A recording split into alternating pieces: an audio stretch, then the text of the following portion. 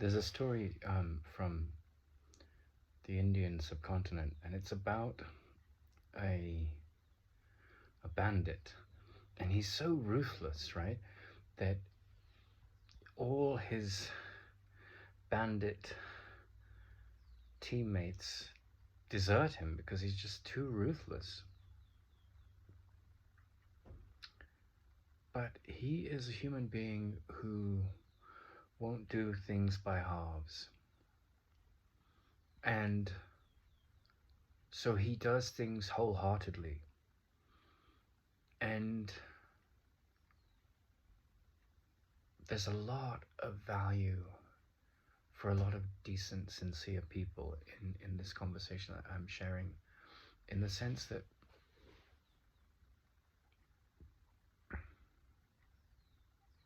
recently I was talking to a woman that was completely obsessed with like COVID-19 vaccine processes, like an operation by Big Brother to depopulate the planet. And she was of the belief that, you know, the population of United Kingdom right now is 66 million, and some American official organization, like of the government, I don't recall, but has predicted that it will be 25 million by 2025.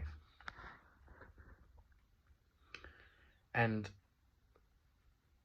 you know, if I tell you what I just told you, there's a good chance that your mind's going to say either she's a nutter, or if you believe in her view, then like, oh, finally someone that gets what I'm talking about. You know, how you respond to what you hear in that story is your choice, and it's based on how you are programmed. But she's wholeheartedly devoted to it. It's like a real passion of hers, right? And that kind of conspiracy theory, while it may be relatively true, there's all kinds of conspiracy theories that actually have some grounding in truth. It has no real traction with me, but her passion for that, you know, conversation, which she really wants to sort of proselytize and evangelize in the world, and she's seeking ears that will say, oh yes, how right you are, thank you for informing me and enlightening me. There's a wholehearted devotion there, right, behind whatever she's putting that devotion to. It's there, right? She's very passionate about it. And some people may say she's crazy. Other people will say, you know, she's onto something, you know. But anyway, this bandit, back to the bandit, he has that wholeheartedness. And his wholeheartedness shows up as like, if I'm going to be a bandit, I'm going to be the most ruthless or wholehearted, devoted bandit ever. I will do this to the end. I will live by the creed of the bandit within me. And so he's wandering around the forests of some hinterland in South Asia one day, and a Buddhist monk comes by. And he's carrying a bag, and in the bag is some lunch and a little bit of money that he's gotten given to him by the monastery. And his book, his holy book. And, you know, the Buddhist monk has dropped his attachment to all things spiritual and physical, because he's only interested in the truth, right? So he's devoted to the spiritual, but he's not attached to, like, if he's really on a deep path, he's like in the process of giving up every kind of attachment. So this bandit comes up to him, quickly, swiftly kills him, just, you know, methodically, like a lion breaks a neck, or a tiger breaks a neck.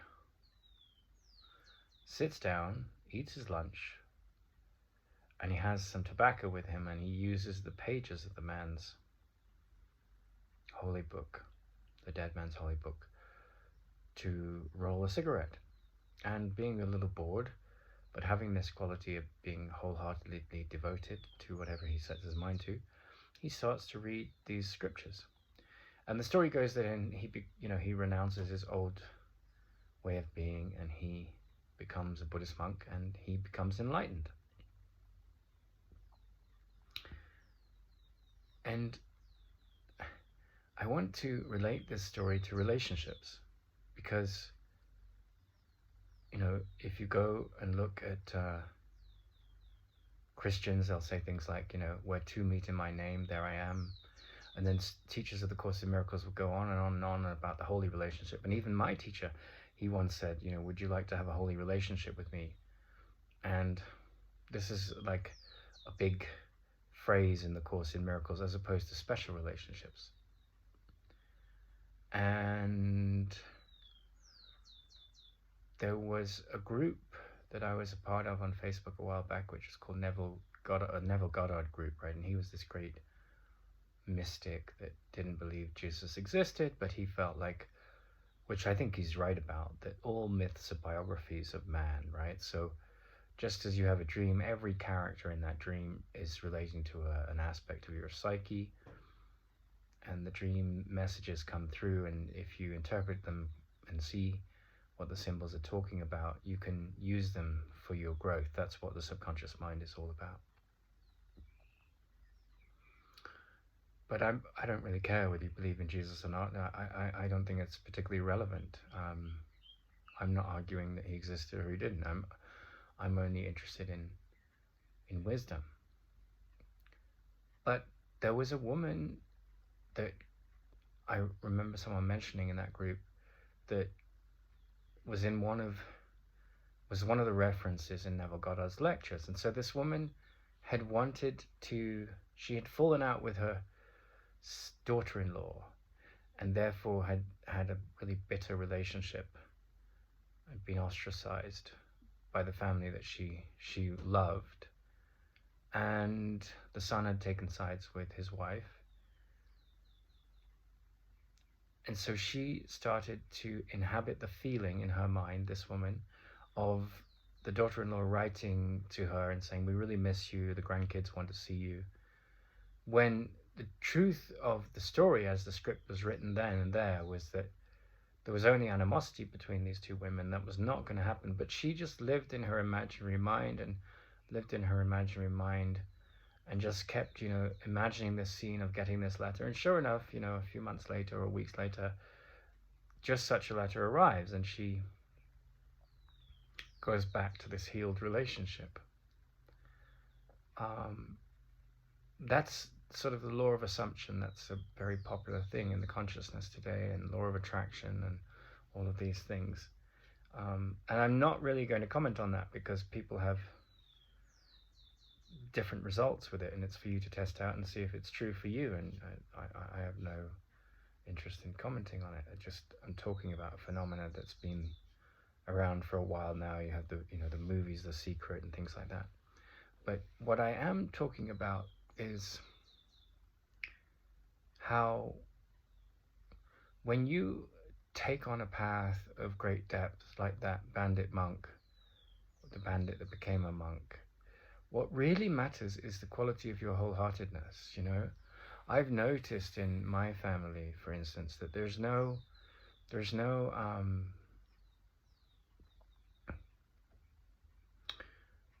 quality there of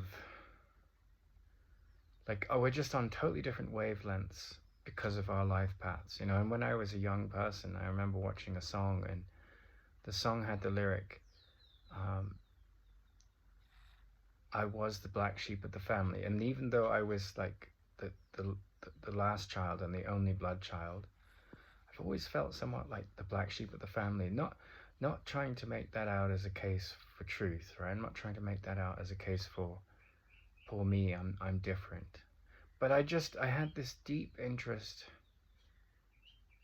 in science and mythology, and behind that interest was a genuine, profound search for meaning that was quite visceral and hard to avoid and define me. Whereas, my family were interested in fishing and aesthetics and golf and the arts and travel, and all of those things are laudable, wonderful things. And I've been greatly enriched by the culture of my family. But there was something in me that really wanted to know what was going on at the deepest level. And what I found is that, I've been quite alienated because of that interest. And again, this isn't a poor me story, but I think that what relationships amount to, like a dear friend of mine, she has a mother who is quite orthodox in her religious views, and a sister who is the perfect daughter. And my friend has been drawn to, very deep reflections about the nature of the mind that go much deeper than this, like, fitting in story in the family. And so she's always been like more of the black sheep. And I don't know, but I have a sense that sometimes these tricks of the mind to fix things in the world aren't what's really important. In fact, I'm sure of it, but we often get attached to the fruits. That's what the Bhagavad Gita, it says, don't get lost in the fruit. Like, I'm creating this channel, I'm creating the vision around the Sutra Novum, not because of where it gets me. I mean, that's a law, right? Because we have to feed ourselves and we want to build something that's valuable and be devoted to an interest. But because I have no choice, really. Like, and in the process of doing it, I feel like I'm aligning with what resonates most truthfully in me, right? So in that sense, there's a calling to authentic action, born of authentic resonance with something that is inside me. And I've been completely caught up in the angst of the ego saying, oh, I need, if only my sister had treated me this way, and if only I had a different vibration with my father. And then I've come to the realization that, those things are part of a larger destiny, and the healing that is needed will come at the level of effect, at the level of form, when it's meant to. But the healing from the point of view of wisdom always happens within. And so, like, there's sort of a misnomer when my teacher said, would you like to have a holy relationship? It's like, would you like a chocolate bar or a coffee? Like, he was inviting me in that to looking at the world differently. It wasn't like, okay, now this relationship's holy, there's not going to be any hurt between us. It wasn't like that. And I think it's a real misnomer, that statement, because it's really about changing the identity you think you are. It's about reflecting on the self-concept that creates all the suffering in your life. And so I put less weight on, like, having all these harmonious relationships, and more weight on looking at what they reveal about your journey within. Because, Winston Churchill said, you have enemies? Great. You stood for something, Now, I don't think an evolved being is going to go out and create antagonism. But that being said, the truth is very threatening. There's that cartoon about, like, would you prefer a comfortable lie or an uncomfortable truth? And invariably people go for the comfortable lie because they don't want to do that self-work. So if you're finding a lot of projection of conflict onto you from others, it may have no reflection on you. It may have everything to do with their projection. And that's one of the things that, there's this idea that when you take steps down the spiritual road, or when you become a psychotherapeutic mind, focused on what's talking in you, which is what psychotherapeutic mind essentially means, that it's all going to be, lovely and, but you think about some of the greatest heroes in history, they were all persecuted because they saw through illusions that others were not ready to let go of. So I don't necessarily associate, and that's one of the things that I find funny. I've asked this in Neville Goddard groups. I'm like, okay, so if you assume that everything is healed and loving and light, which is wisdom and at its core, does that mean that your outer story is going to be really, free of lack and free of pain? No. you know, and they, you know, because that's the whole symbolism of Jesus Christ on the cross, you know. You may be, you know, completely persecuted and attacked for being without defenses, right? Without taking on this madness of the ego. And that doesn't mean that you're not making incredible spiritual progress. That doesn't mean that other people are correct in attacking you, right? They're just trapped in the illusion.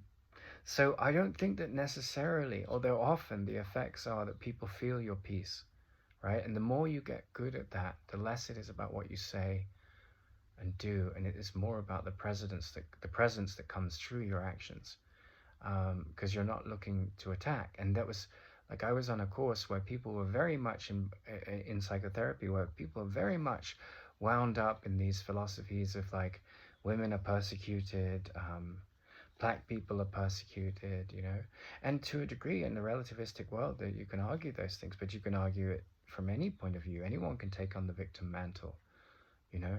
And there was one of the greatest monks that was tortured during the, you know, Tibetan occupation of a Chinese occupation of Tibet. You know, he said, he was asked, well, did you have any fears? He said, I just had one, and that was the fear that I would lose compassion for my torturers. So, you know, this is the don't for one moment, I don't think it's wise anyway to take this sense that just because you become much more peaceful inside, that the world outside you is in any way going to get necessarily easier, you know. And I think that's what I call the bliss ninnies. They take to spirituality so they can fix all the problems in their world, and that's not necessarily going to happen, you know. But the identification with the problems is, if you continue along the path, is going to go. And so, you know, the spirituality that's successful is all these people that have mastered the law of manifestation, you know,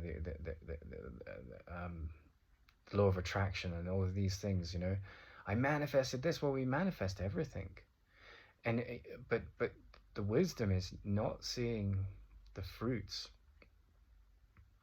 whether they're poisonous fruits or nourishing ones, as the focus of your discipline. But I mean, the Course in Miracles, it says you'll know them by their, you know, their how they demonstrate, but you'll know them by the fruits of their peace. But that doesn't mean that they are going to have this perfectly lovely life, you know. And I think that often the people that are so obsessed with that are like obsessive compulsive like versions of the spiritual path, because they have this conception that you're going to have all these perfect relationships. And of course, that woman that manifested, you know, her daughter-in-law coming back into her life and all those happy relationships, who would poo-poo that? That's a wonderful story. And great if the effects of that movement give you a happier external family story. But if they don't, that doesn't necessarily reflect that you haven't progressed, right? It may be that people are totally trapped in their prejudices and their grievances, and you can do all the inner work on trying to see that differently, but they may be stuck in that realm, you know, and that's okay. That's where they are.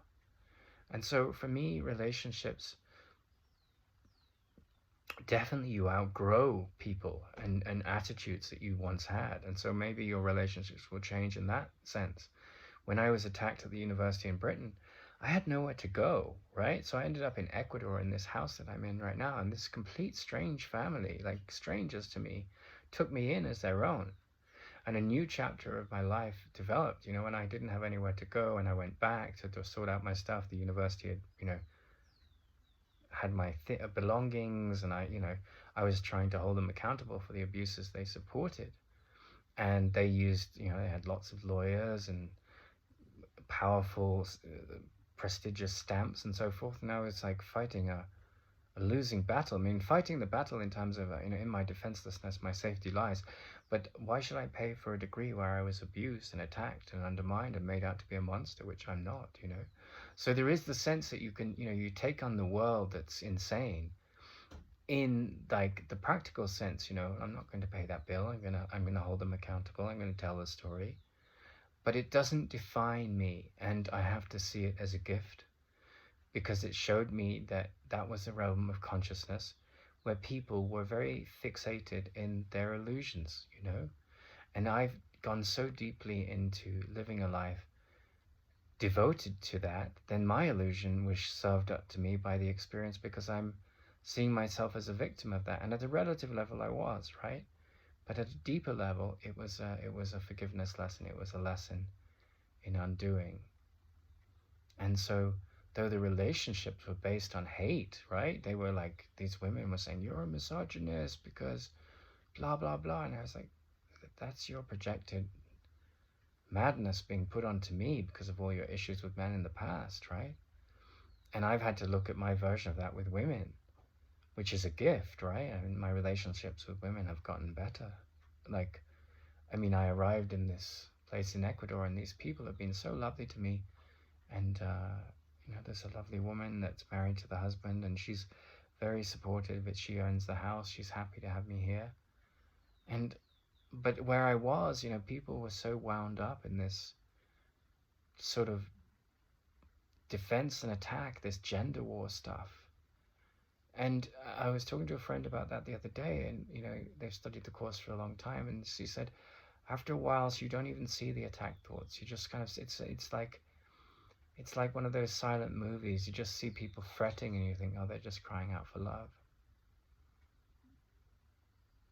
But the inner blossoming of, like, the relationship with self is what it's really about. You know, you can meet those people with nothing but love in your heart, and they're pouring out their hatred, you know, thinking that it's about you, and they haven't disseminated what is really talking in them, which is their fear and their condemnation. And you don't expect them to be changed by your change inside. That's not what it's about, you know. You have to change how you see what you're looking at and what you take it to be. The world, I mean. And that's really the essence of it. And then once you've become that changed character inside, then you can hold up the mirror to the insanity. If people are ready to do it by using your example, you know, the story of your example. If not, that's, you know, you don't do it. You just make the change yourself. It's not your job to fix other people. It's not your job to go out and offer them holy relationships, even though my teacher did that. You know, he did it in the spirit of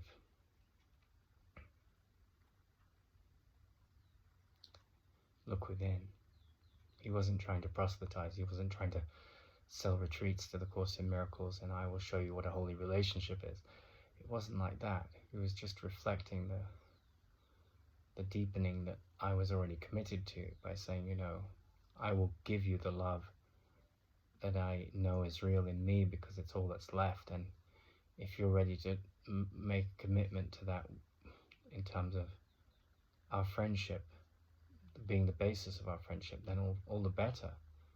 But it was an invitation to think differently about how I was looking upon relationships. And perhaps the most valuable people in your life are those people you're closest to you that turn your back on you, you know, because then you really get to see, well, okay, that poor me that responds is playing into the trap of the same illusion that they're falling for.